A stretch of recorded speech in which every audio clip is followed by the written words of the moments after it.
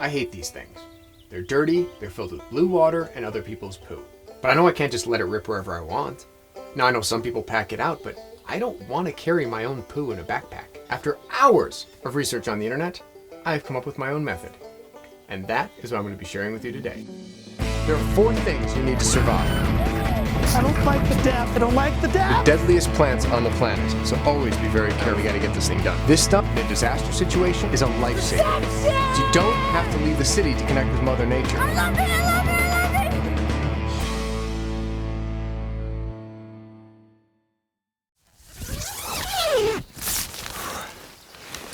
it! Morning.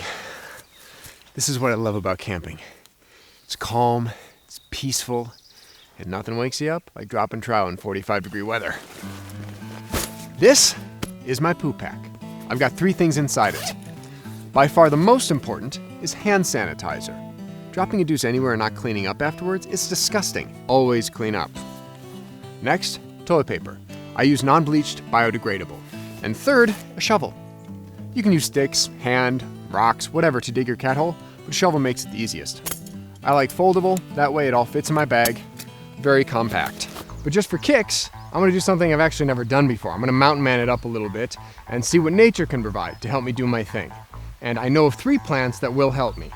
2 are teepee substitutes. The first teepee replacement is right here. It's called Western Sycamore. Broad, soft leaves that are very good for helping you do what you need to do. So I'm gonna try to pick a couple. Operative word being try. Maybe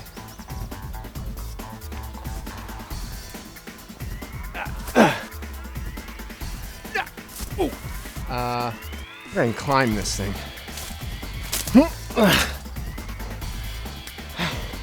Hey, I got one. Whoa! All right, that should be what I need.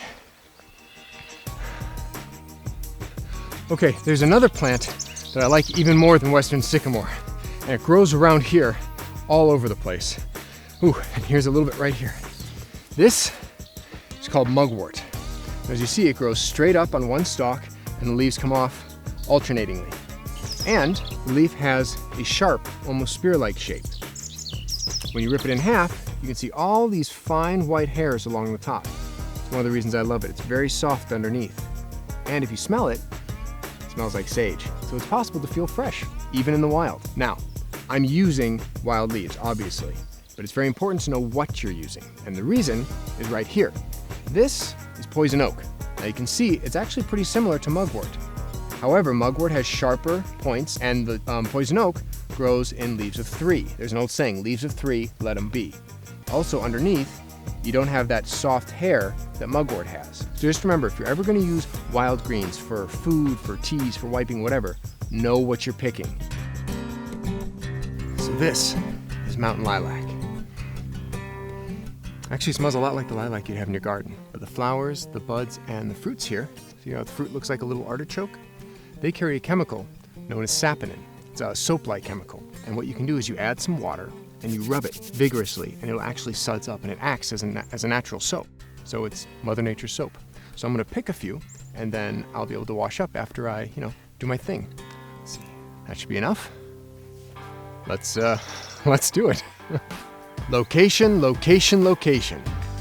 Let's talk location. I use the rule of 3-1-1. 300 feet from water, 100 feet from your campsite, and 1 foot deep. I like to scope out my location beforehand. That way if things start to get a little serious, I'm not looking around for a place while I have to go. I found a place, let's go check it out. I like to do my due under a well-established tree. That way, I've got a roof over my head, a little bit of privacy, and because it's a big strong tree, anything I leave that might harm a sapling, he'll shrug it off just fine.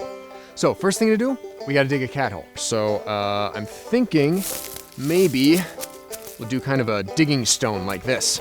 So you just wanna start digging. Okay. That is about 1 foot deep. So I'm gonna unscrew my water bottle. There's a reason for that.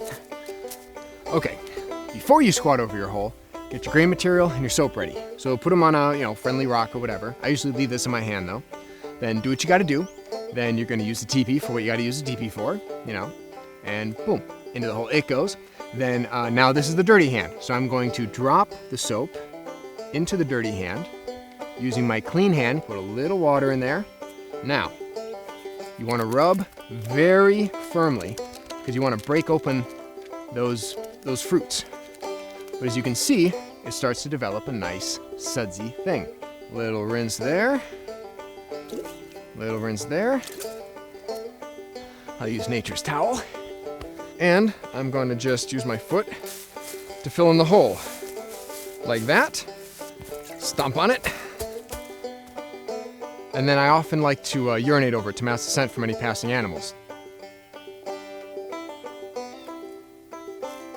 Yeah. So, I've had my morning constitutional. Now, I'm gonna go eat some breakfast. I love pooping with a view.